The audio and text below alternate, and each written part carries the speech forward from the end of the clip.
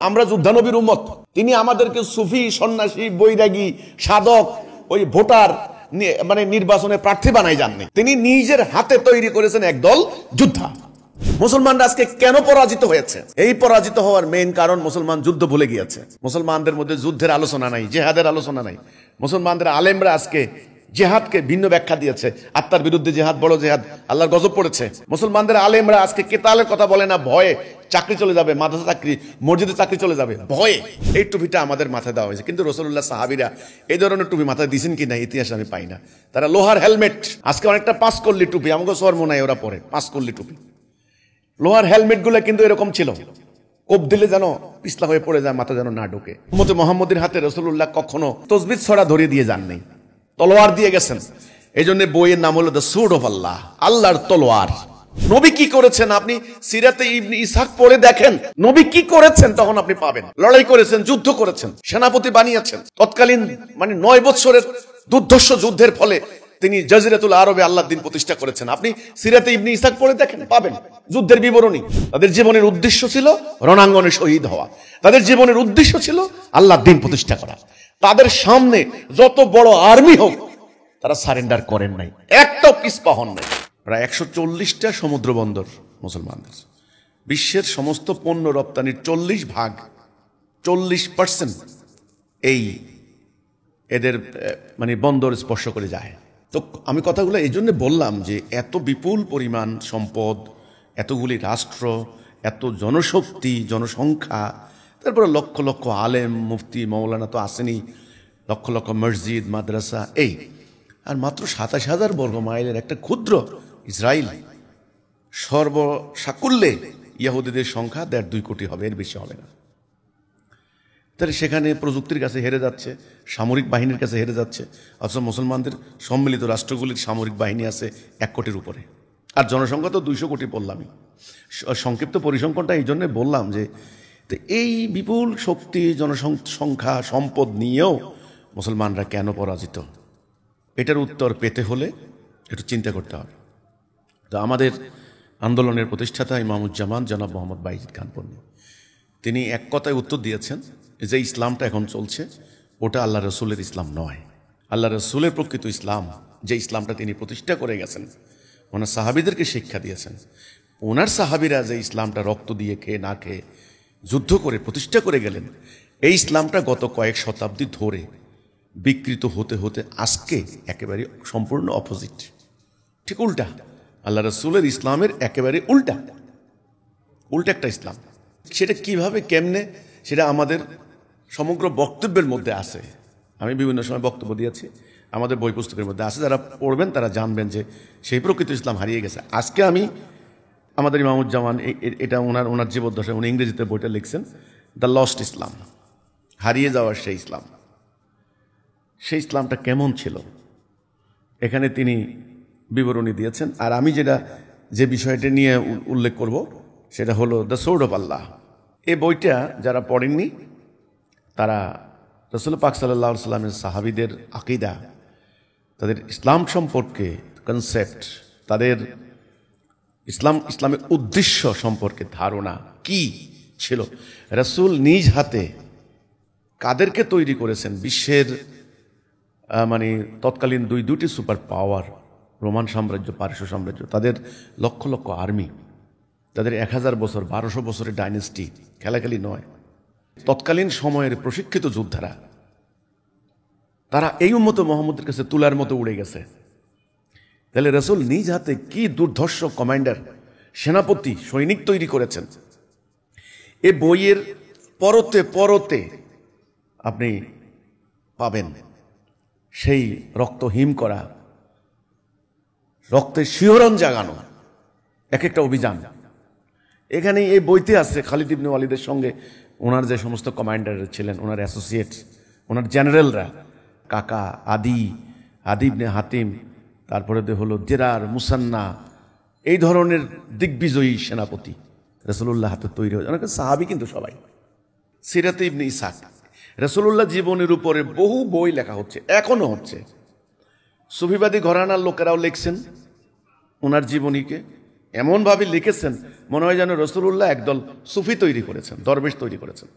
আচ্ছা, যারা ইসলাম নিয়ে রাজনীতি করে তারাও রাসূলুল্লাহর জীবনী লিখেছেন, এমনভাবে লিখেছেন, এমনভাবে ব্যাখ্যা দিতে দিতে অভিযানগুলির, যে মনে হয় যেন তিনি একদল ভোটার তৈরি করেছেন, ইলেকশন করবেন, ইসলামী আন্দোলনের কর্মী তৈরি করেছেন।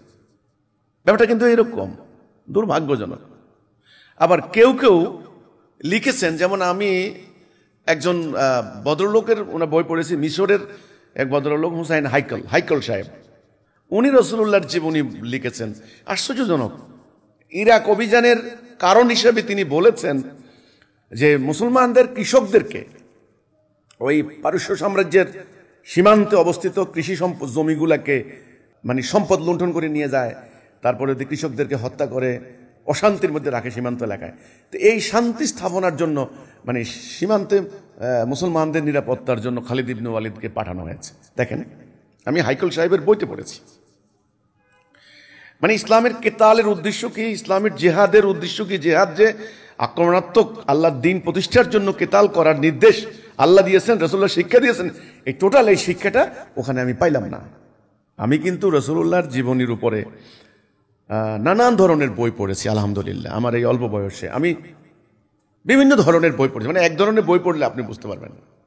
আমি আব্দুল খালেক সাহেবের বই পড়েছি, তিনি সুফিবাদী ঘরানার উপরে লিখেছেন রাসূলুল্লাহর জীবনীর উপরে।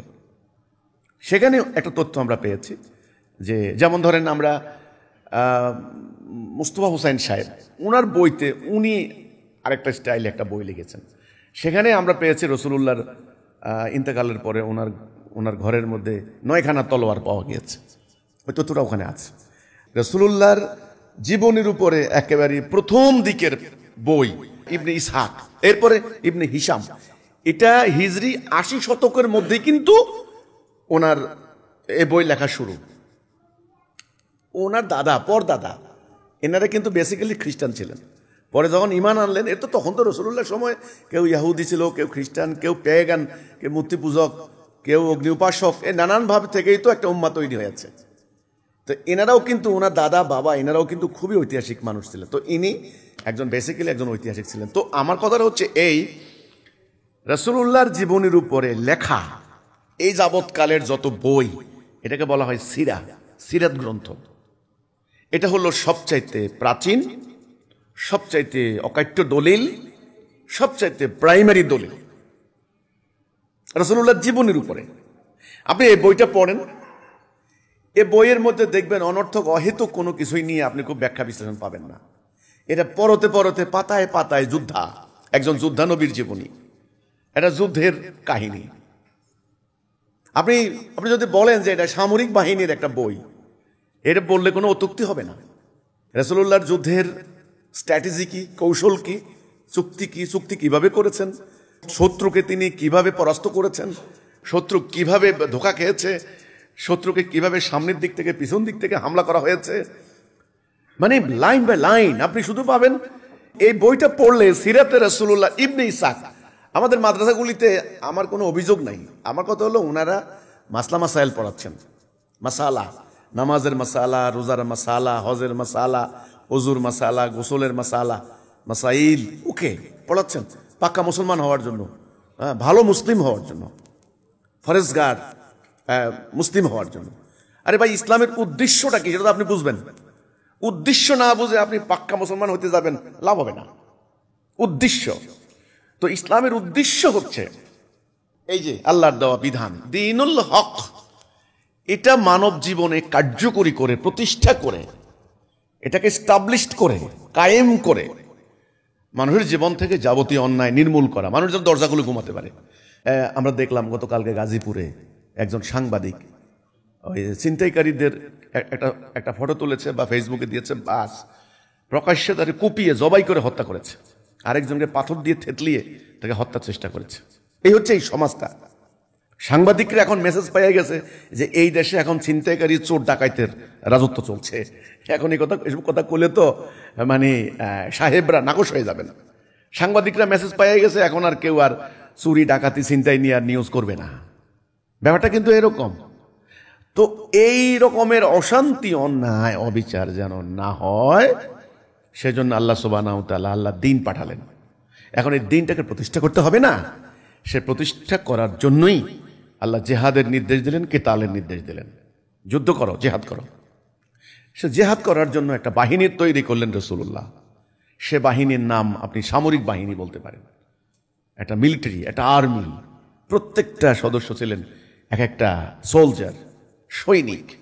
এদেরকে মোমেন মানে সৈনিক। আপনি যাদেরকে জেহাদ বাধ্যতামূলক, সূরা হুজুরাতের 15 নম্বর আয়াত, তারা সৈনিক হবে না কি হবে আপনার বলেন?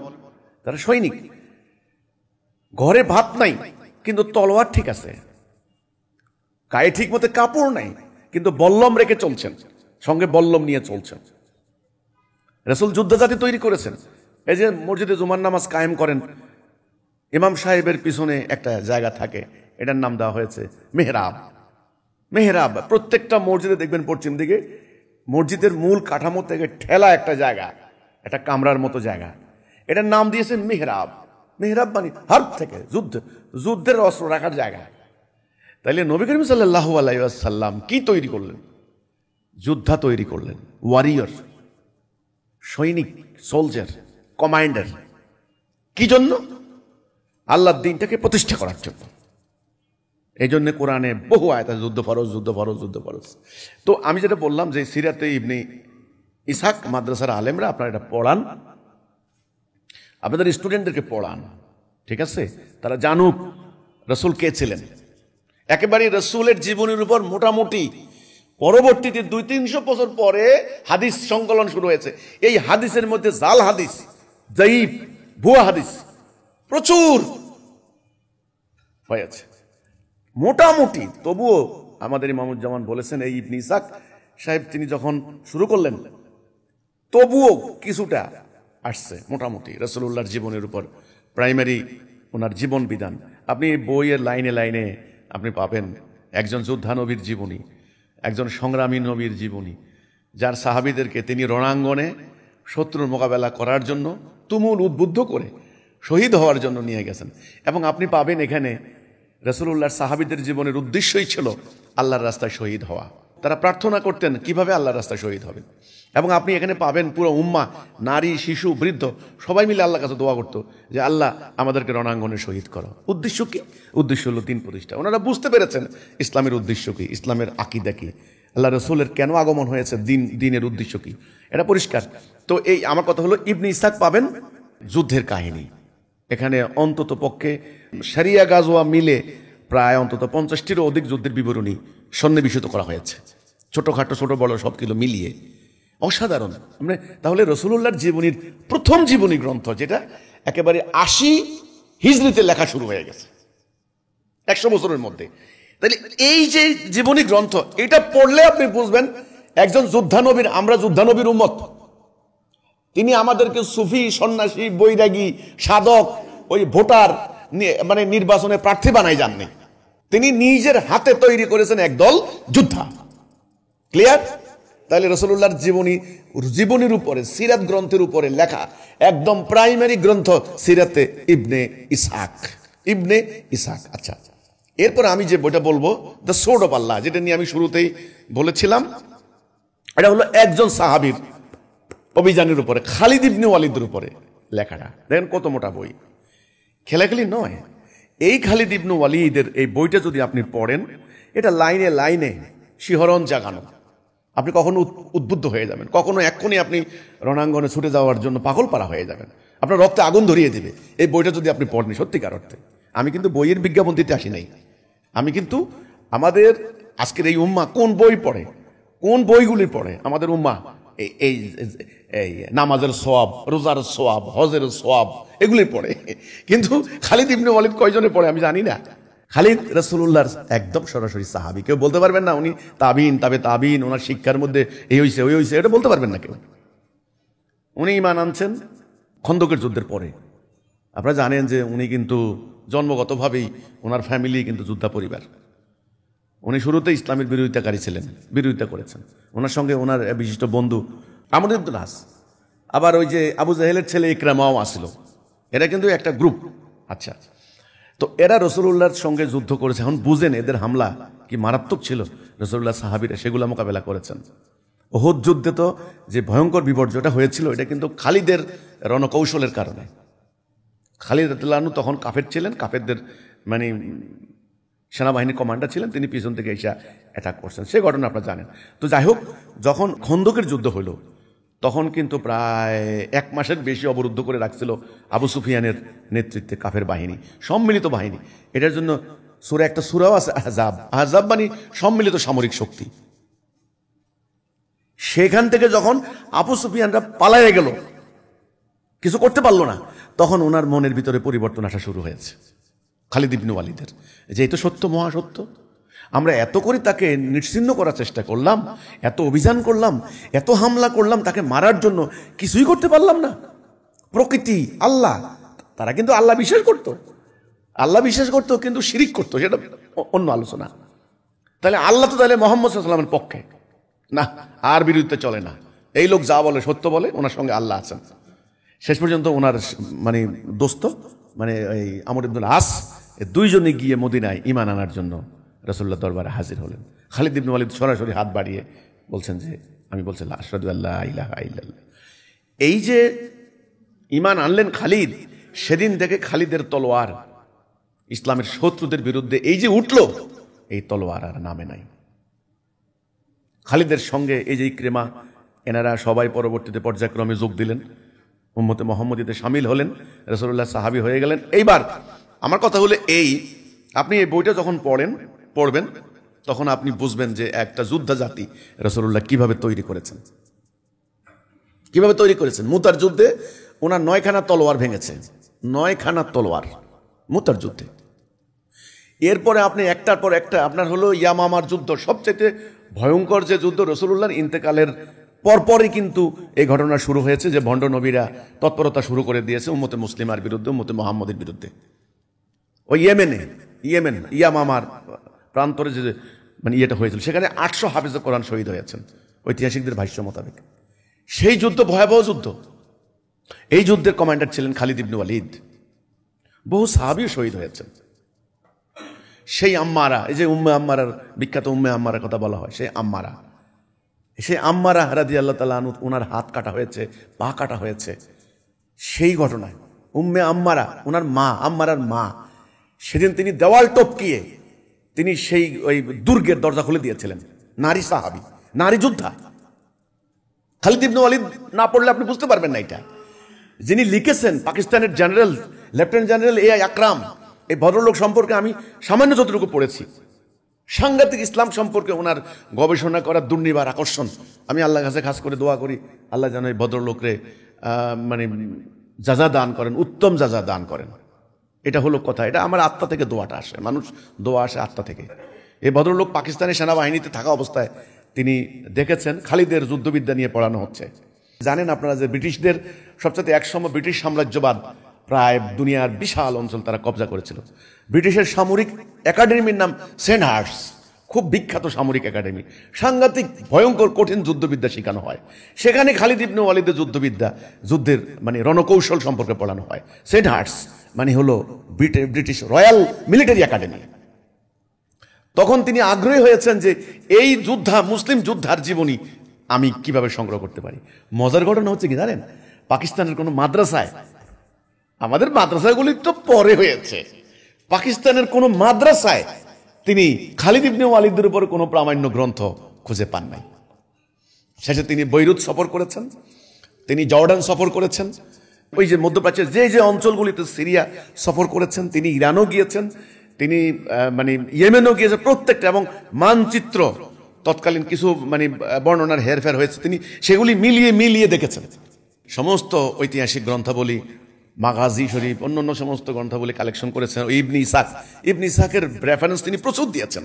এই জন্য কিন্তু আমি এমনি বলি নাই, ইবনে ইসহাকের রেফারেন্স দিয়েছেন প্রচুর। তা তিনি একটা বই লিখেছেন এই সম্মিলিতভাবে, সেটা হলো খালিদ ইবনে ওয়ালিদ দ্য সোর্ড অফ আল্লাহ, আল্লাহর তলোয়ার, আল্লাহর তলোয়ার, সাইফুল্লাহ, এটা ছিল ওনার উপাধি। তো আমার কথা, আপনি যদি খালিদ ইবনে ওয়ালিদের উপরে বইটা পড়েন, আপনি বুঝবেন রাসূল কি সৃষ্টি করে দিয়ে গেলেন, মুসলমানরা আজকে কেন পরাজিত হয়েছে। এই পরাজিত হওয়ার মেইন কারণ, মুসলমান যুদ্ধ ভুলে গিয়েছে। মুসলমানদের মধ্যে যুদ্ধের আলোচনা নাই, জেহাদের আলোচনা নাই। মুসলমানদের আলেমরা আজকে জেহাদকে ভিন্ন ব্যাখ্যা দিয়েছে। আত্মার বিরুদ্ধে জেহাদ বড় জেহাদ, আল্লাহর গজব পড়েছে। মুসলমানদের আলেমরা আজকে কেতালের কথা বলে না, ভয়ে চাকরি চলে যাবে, মাদ্রাসা চাকরি, মসজিদে চাকরি চলে যাবে ভয়ে।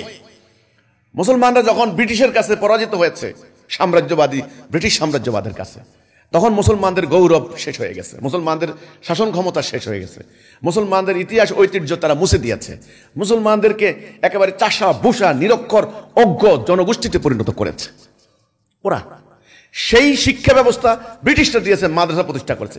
সেই মাদ্রাসায় বসে বসে বসে বসে ম্যাটিকুলাসলি, এটাকে বলা, এখন এই শব্দটা আপনারা বুঝবেন, ম্যাটিকুলাস ডিজাইন, ম্যাটিকুলাসলি ডিজাইনড, এটা আপনারা বুঝবেন। ঠিক সূক্ষ্মভাবে সিলেবাস কারিকুলাম তৈরি করেছে মাদ্রাসার মধ্যে। সেই মাদ্রাসা কি পড়ানো হবে, কি বাদ দেওয়া হবে ঠিক করেছে ব্রিটিশরা। 146 বছর 26 জন খ্রিস্টান প্রিন্সিপাল, 26 জন খ্রিস্টান প্রিন্সিপাল, খেলাখেলি নয়। তারা এই আমাদেরকে ইসলাম শিক্ষা দিয়েছে, আল্লাহ রাসূলের ইসলাম শিক্ষা দেয় নাই। মাথার মধ্যে যে এখন আপনারা যে টুপিটা মাথায় দেন, বিভিন্ন রং বেরঙের টুপি, দেখেন এই যে টুপিটা মাথায় দিয়ে বসলেন, এই টুপিটা আমাদের মাথায় দেওয়া হয়েছে, কিন্তু রাসূলুল্লাহ সাহাবীরা এই ধরনের টুপি মাথায় দিয়েছেন কি না ইতিহাসে আমি পাই না। তারা লোহার হেলমেট, আজকে অনেকটা 5 কল্লি টুপি, আমাকে শর্ম নাই ওরা পরে 5 কল্লি টুপি।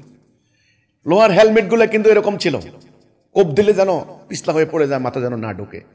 সেই অনুকরণে আজকে কাপড়ের টুপি বানানো হয়েছে। উম্মতে মুহাম্মদের হাতে রাসূলুল্লাহ কখনো তসবিহ ছড়া ধরিয়ে দিয়ে যান নাই, তলোয়ার দিয়ে গেছেন। এই জন্য বইয়ের নাম হলো দ্য সোর্ড অফ আল্লাহ, আল্লাহর তলোয়ার। রাসূলুল্লাহ তলোয়ার দিয়ে গেছেন। আপনি খালিদ ইবনে ওয়ালিদের বই যখন পড়বেন, আপনি পাবেন সাহাবীদের আকীদা, তারা কি বলেছেন।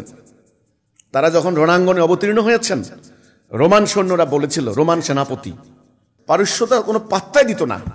পারস্যরা, আরে ভাই পারস্য সেনাবাহিনীর কাছে রোমানরা হেরে গেছে বহুবার, ওরা পাত্তাই দিত না আরবদেরকে। বলছে আরব লেখাপড়া জানে না, শুধু মারামারি করে গোত্রে গোত্রে, হিন্টারল্যান্ড, এখানে কোনো উন্নয়ন নাই, উৎপাদন নাই, অশিক্ষিত মূর্খ আরব, পাত্তা দিত না।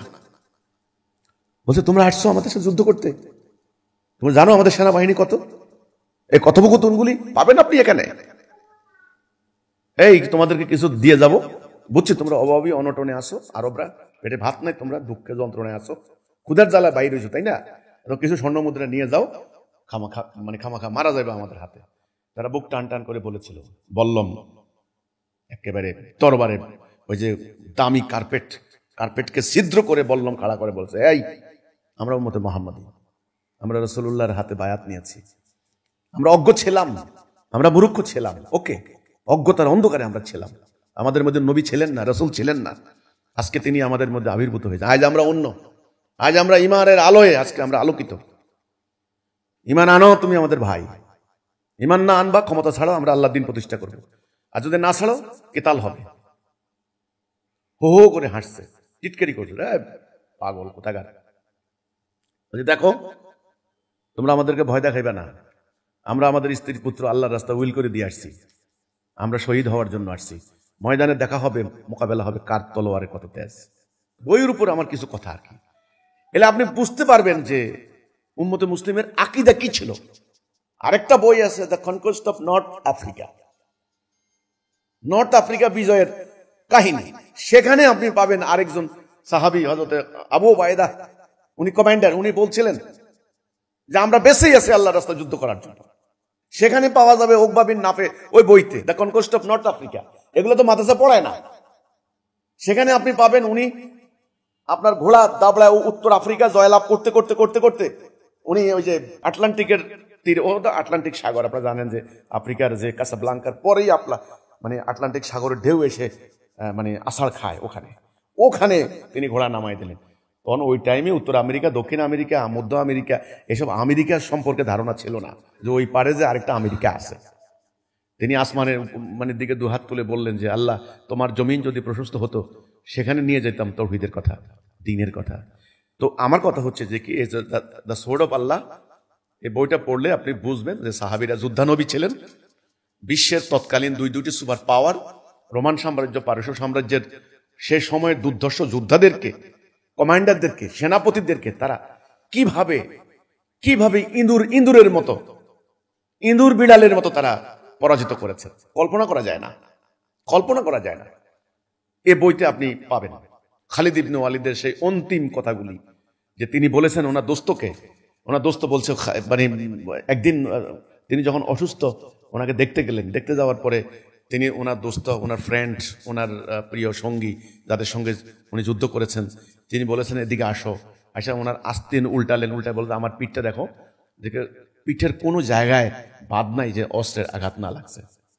বুক দেখালেন, সে বিশাল প্রশস্ত বপু দেখালেন, দেখো তো এখানে কোনো নিখুঁত পাও কিনা, প্রতিটা জায়গায় জায়গায় অস্ত্রের আঘাত, হাত পা মাথার চুল অস্ত্রের আঘাত। তো বলছেন জানো, আমি এমন কোনো গুহ নাই প্রবেশ না করছি যে আমি যেন শহীদ হতে পারি। আল্লাহ আমাকে কেন শহীদ করলেন না? তখন ওনার দোস্ত ওনাকে জবাব দিলেন, তুমি তো আল্লাহর তলোয়ার তো ভাঙতে দিবেন না আল্লাহ। এই যে আমার কথা হচ্ছে, আমি দুইটা বই উল্লেখ করলাম আজকে মুসলমানদের করুণ দুর্গতির কারণ মুসলমানরা নামাজ ছাড়ে নাই, রোজা ছাড়ে নাই, হজ ছাড়ে নাই। মুসলমানরা ছাড়ছে জিহাদ, মুসলমানরা ছাড়ছে কিতাল। মুসলমানরা তসবিহ তাহলিল ভুলে নাই, ভুলে গেছে ইসলামের উদ্দেশ্য, ইসলামের আগমনের উদ্দেশ্য, নবীর উদ্দেশ্য। নবী কি করেছেন আপনি সিরাতে ইবনে ইসহাক পড়ে দেখেন, নবী কি করেছেন তখন আপনি পাবেন। লড়াই করেছেন, যুদ্ধ করেছেন, সেনাপতি বানিয়েছেন। তৎকালীন 9 বছরের দুর্ধর্ষ যুদ্ধের ফলে তিনি জাজিরাতুল আরবে আল্লাহর দ্বীন প্রতিষ্ঠা করেছেন। আপনি সিরাতে ইবনে ইসহাক পড়ে দেখেন, পাবেন যুদ্ধের বিবরণী। এরপর তিনি কি ধরনের সাহাবী তৈরি করেছেন? তিনি কি সুফি দরবেশ বৈরাগী সাহাবী তৈরি করেছেন? গবেষণা করবে, বসে বসে বই লিখবে, কোরআনের একেবারে তফসিল লিখবে, হাদিসের গ্রন্থ লিখবে। আপনি খালিদ ইবনে ওয়ালিদ দ্য সোর্ড অফ আল্লাহ পড়ে দেখেন, আপনি স্থির থাকতে পারবেন না, চিন্তা করতে পারবেন না এটা কাদের বই পড়ছি আমি, কিসের বই, আমরা ধারণার বাইরে। আমাদের ইমামুজ্জামান এই বইটা লিখছেন। তাহলে একটা হলো একজন সাহাবীর জীবনী, খালিদ ইবনে, বিশ্বের অন্যতম সর্বশ্রেষ্ঠ যোদ্ধা। আপনারা জানেন যে 5 জন যোদ্ধা জীবনে কোনোদিন পরাজিত হয় নাই। এর মধ্যে 4 জনের মুসলমান, তার মধ্যে একজন খালিদ ইবনে ওয়ালিদ। জীবনে কোনো যুদ্ধে তিনি পরাজিত হননি। এটার আলোকে আমাদের ইমামুজ্জামান বই লিখছেন দ্য লস্ট অফ ইসলাম। সেই ইসলামটা হারিয়ে গেছে, হারিয়ে যাওয়া ইসলাম। এখানে একটা অধ্যায় আছে, দ্য এফেস্ট পার্ট, গোপন করা অধ্যায়। সেটা হলো কি, এই কয়েক শতাব্দী ধরে সর্বশেষ মাদ্রাসা প্রতিষ্ঠা করে দিয়ে একেবারে পরিকল্পিতভাবে সেই রাসূলকে এই উম্মাহ থেকে ভুলিয়ে দেওয়া হয়েছে। কোন রাসূল? যোদ্ধা রাসূল।